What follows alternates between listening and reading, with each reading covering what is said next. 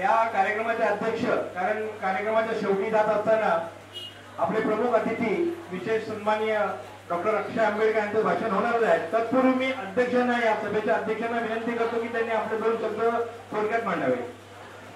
कसं आहे की जे गेस्ट आहेत ते बाबासाहेबांचे बंधू आहेत, ते एकदा बोलले तर मग मला बोलायला भेटणार नाही, लय मोठा मग हे होतं, मग अध्यक्षांचं भाषण लावून जातं, तर त्यामुळे मला बोलणं गरजेचं होतं। प्रश्न असा आहे की तुम्ही खूप चांगल्या पद्धतीने शिकलेला आहात, आणखी चांगलं शिकावं यासाठी साहेबांनी जे सांगितलं, साहेब बोलले तुम्हाला साहेब 4 ते 10 वाजेपर्यंत जे हॉटेल आहे तिथे बसतात, कोरोनाची काही समस्या असली, शाळेची असो किंवा कुठलीही असो, IAS IPS ची असली तर ते तुम्हाला मदत करणार आहे। या ठिकाणी जेवढे मान्यवर आले मी त्यांचं या ठिकाणी मनापासून आभार मानतो, स्पेशली त्या लोकांचा आभार मानतो। आम्ही एकही रुपया न मागता या सर्वांनी धम्मदान म्हणून जे काही रक्कम दिलेली आहे त्या सर्व मान्यवरांचा आभार मानतो। त्याच्यामुळे हा एवढा मोठा कार्यक्रम आपण विद्यार्थ्यांचा या ठिकाणी सुरू केलेला आहे। सगळ्यात महत्वाचं एकच मिनिटं घेणार आहे, हा जो नव्या नावाचा जो ग्रुप आहे हा आपल्यासाठी जो बनवण्यात आलेला आहे, या 13 इव्हेंटच्या लोकांसाठी बनवण्यात आलेला आहे। आमचा हेतू होता की बौद्ध विद्यार्थ्यांचा सन्मान सत्कार व्हावा, हा पहिला हेतू। दुसरा हेतू आमचा असा आहे की ही जी मुंबई आहे, तुमच्या विद्यार्थ्यांसाठी सांगतो, ही जी मुंबई आहे ही मुंबई नाग लोकांची वस्ती होती, म्हणजे नागांचं वर्चस्व होतं, म्हणजे बौद्धांचं या मुंबईवरती वर्चस्व होतं।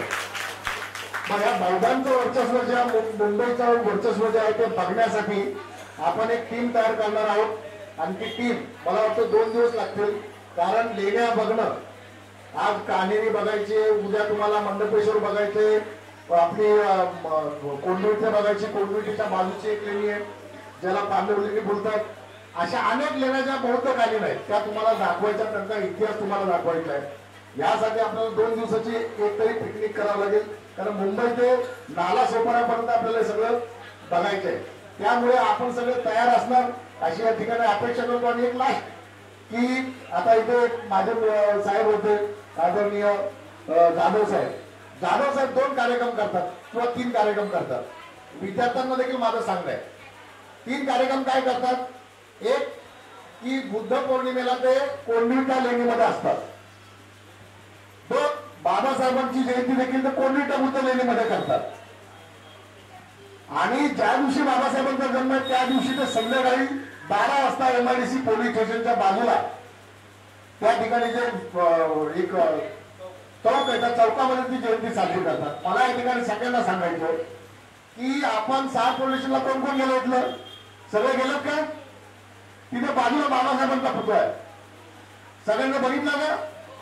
मी आणि वर्मा साहेब आपण गेलेलो आहे। तर आपलं असं मत आहे की बाबा ते तिथे करत असतील तर आता याच्यानंतर जर आपण जागरूक होत आहोत, हा समाज जागरूक होतो। तुम्हाला तुमच्या माहितीसाठी सांगतो की आम्ही ज्यावेळेस ग्रुप स्टार्ट केला तेव्हा 81 लोक होती, आज जवळजवळ आपला ग्रुप 250च्या आसपास गेलेला आहे।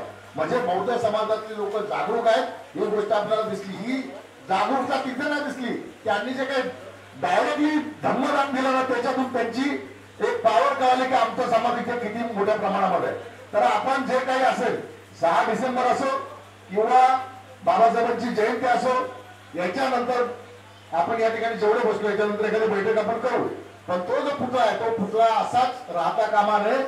त्याची जी वंदना आहे 14 तारखेला आपण संध्याकाळी त्या ठिकाणी जाणार आणि तिथे आपण वंदना देणार। आपण फक्त केवढच नाही, आनंदनगरच नव्हे, पाईपलाईनच नव्हे, पाईपलाईन मधला केवढा एरिया नव्हे तर बाजूचा देखील जो एरिया आहे तो देखील आपण एरिया घेणार आणि आपण त्या ठिकाणी जाणार अशी या ठिकाणी अपेक्षा व्यक्त करतो। आणि आदरणीय माननीय सन्माननीय बाबासाहेबांच्या कुटुंबातली जे बाबासाहेबांचे पंच आहेत ते तुम्हाला खूप मार्गदर्शन करणार, त्यांचं मार्गदर्शन झालं का सगळ्यात पहिला मी थोडस हे 10 आहेत, तर ह्या 10 लोकांचा पहिला 12व्या लोकांचा आपण सन्मान करू आणि नंतर मग ते 35 येतात, तर त्याच्यानंतर 10व्या लोकांचा आपण सन्मान करणार आहोत। फक्त साहेबांना ऐकायचं आणि नंतर तुमचा सन्मानाचा कार्यक्रम सुरू होईल। धन्यवाद अध्यक्ष साहेब।